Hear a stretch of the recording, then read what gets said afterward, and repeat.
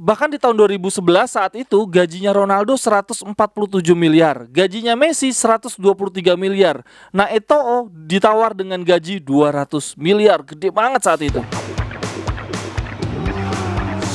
Cerewetan ceking kita, nyerewetin apa aja. Teman-teman yang sedang kalian saksikan saat ini adalah Cerewetin Sepak Bola. Apa kabar teman-teman semua? Semoga dalam keadaan sehat.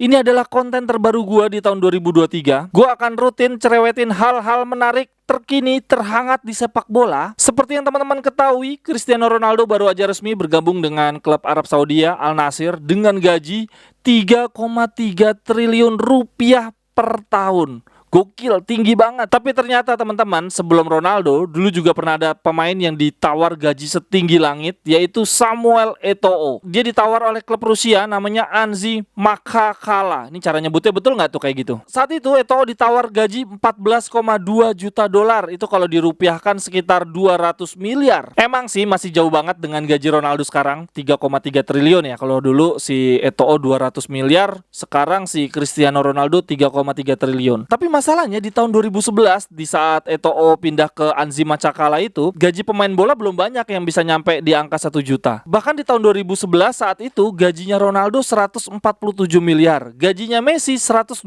miliar. Nah, Eto'o ditawar dengan gaji 200 miliar, gede banget saat itu. Nah, yang sebetulnya lebih menarik untuk dicerewetin justru bukan gajinya Eto'o, melainkan si klub Anzi Makakala. Jadi ceritanya gini, ada klub Rusia namanya Anzi Makakala. Nah, mereka tiba-tiba menjadi klub tajir, jadi klub sultan karena dibeli oleh miliuner Rusia namanya Sulaiman Kerimov di tahun 2011. Setelah dibeli, itu mereka langsung reformasi gede-gedean, langsung belanja pemain. Mereka datengin Gus Hiddink jadi pelatih, lalu ada Eto'o, kemudian ada Zirkov, bahkan ada Roberto Carlos juga di tahun 2011. Tapi memang yang paling mencuri perhatian saat itu Eto'o. Selain karena gajinya dia yang setinggi langit, 200 miliar, dia juga masih di usia emas. Waktu itu masih usia 30-an, masih bisa berkarir di Liga Italia, masih bisa bermain di Liga Inggris, dan bahkan di tahun sebelumnya dia baru aja treble winners kan bersama Inter. Balik lagi ke Anzi, di 2 musim pertama dia menjadi klub sultan. Wah, dia cukup sukses tuh. Di tahun pertama dia finish di peringkat 5, lalu di musim berikutnya mereka finish di peringkat 3. Apesnya di tahun ketiga menjadi klub sultan di musim 2013-2014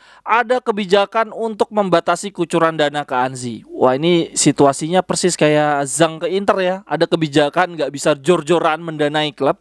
Akhirnya keuangan mereka kacau. Akibatnya Eto'o sama Gus Hiddink cabut, dan mereka di tahun tersebut langsung degradasi. Dan setelah itu satu persatu pemain bintang mereka cabut. Anzi akhirnya bermain di divisi 2 di musim 2014-2015. Tapi di musim berikutnya lagi di 2015-2016 mereka sempat naik ke divisi utama. Tapi nggak lama di 2018-2019 mereka degra lagi ke divisi kedua. Apesnya lagi mereka setelah degra ternyata tidak sanggup memenuhi lisensi untuk bermain di divisi 2. Nggak sesuai standar. Akhirnya dihukum jatuh ke divisi 3. Nah, setelah itu mereka akhirnya perlahan bangkrut dan hilang sama sekali. Jadi memang sepak terjang klub Anzi ini gokil banget ya. 2011 jadi klub sultan, bisa ngegaji Eto'o 200 miliar. 2018-2019 berarti sekitar 8 tahun mereka main di divisi 3 dan sekarang bangkrut total. Eto'o sendiri selama berkarir di Anzi, dia main 63 kali, mencetak 29 gol, 13 assist. Teman-teman di sini ada yang tahu atau ada yang ingat tentang transfer Eto'o dan klub Anzi? Silakan tuliskan di kolom komentar.